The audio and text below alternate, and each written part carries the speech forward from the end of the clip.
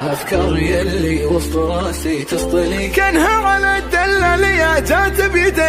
انطنخ والقف سندها علي والنجمة البرقة مسندها علي انطنخ والقف سندها علي والنجمة البرقة مسندها علي. يا صاحبي في محفلك كيف ابتدي حر شجاع ما دخل الكايدة فعلني لابس كل طيب في يده وكل النشام فعل مثلك شايد لا تحسب اني بالصوايب ما اجيك كل غانم في يدينك صايده ايه المعالي تنتمي منك ولك يا محدد تلجم القرمكم شال الحمل بطن ما هو يمل والصوايب هو لها خالد الليلة نشوش بالافكار ننحر بنات الفكر ونطلق جزالة والمدح في مثلك يفكر ويحتار وشلون ينصف واحد من خلاله والله لا سريها ولا سوق الاعذار في حفل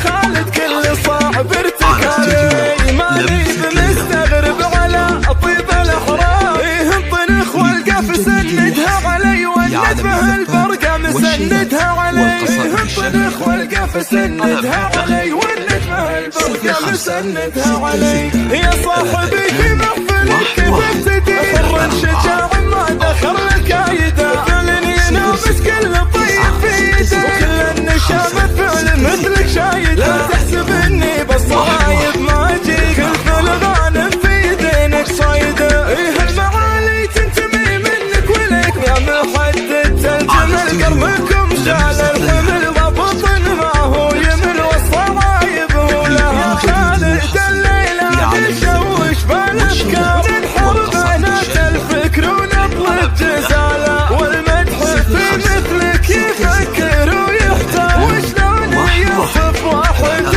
من خلاله والله لا سريها ولا سوق الاعذار في حفل خالد كل صاحب ارتكالي